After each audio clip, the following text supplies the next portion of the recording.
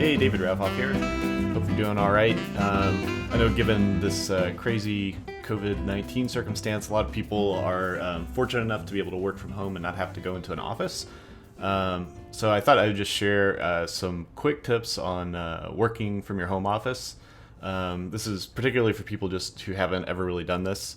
So just a few things with being on camera. I imagine you'll probably be doing some video conferencing.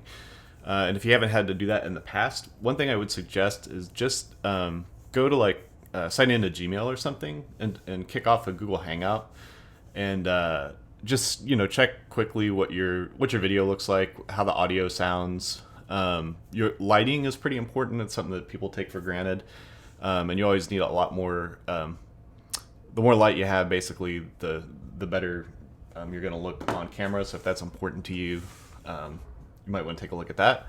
Just to give you an example too, on my desk here, I've got a lamp on the desk, on this side. I have a large floor lamp on this side, and then above me I have overhead light. Overhead light's going to be the most common thing people have, and those are like the worst kind of lights. So if you have like little lamps or something that are closer to where you're working, they generally look a lot better. So, for example, that's turning the lamp off. That's turning the lamp on.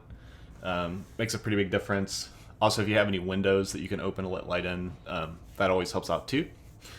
So yeah, there's lighting. Another really important thing is audio. Actually, audio is probably the most important.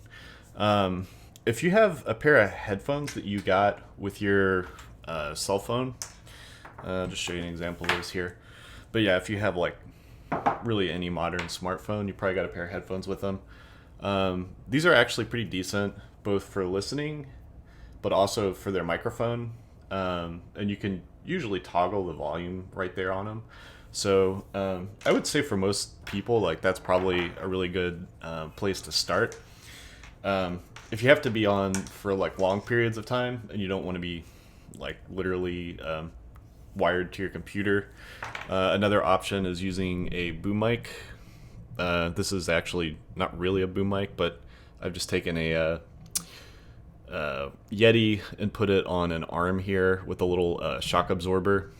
That's really handy if you do a lot of typing too, because one of the loudest noises you'll hear when you're doing video conferencing is just people typing on their keyboards.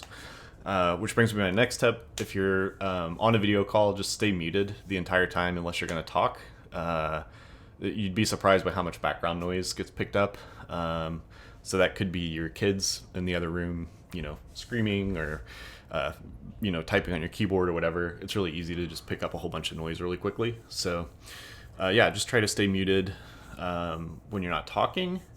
And then...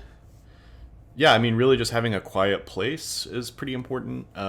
So, when you're doing your check on like a Google Hangout to make sure your camera looks good, just look in the background, make sure there isn't anything weird that you don't want to be showing up on the camera. If you have a room you can go into where you can lock the door, that helps too. If you have kids or pets or whatever, you don't have to worry about them running into the frame while you're talking.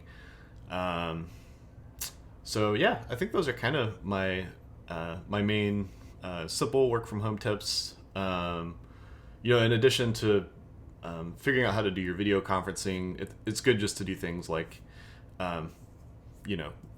make sure you're getting ready in the morning like you would if you were going to go to work. Doesn't have to be as formal, but put on some real clothes. If you can get out for like a walk, either before work or on your lunch break or after work too, I find that really helps me out a lot. Sometimes, like if I'm thinking about something during the day and I've got a hard problem and I just need to think about it for a bit, that's a good time to go for a walk, both for health reasons and sometimes it helps come up with an answer faster. It helps too to have things like hats around, so if for some reason your hair is all messed up, you can just throw one of these things on.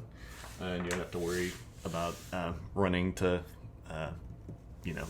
fix your hair up or whatever. So, anyway, yeah, thanks for watching. I hope you're safe. Hope you're just, staying staying at home and not going out as much as that's possible. And yeah, stay safe. Thanks for watching, and I'll see you in the next one.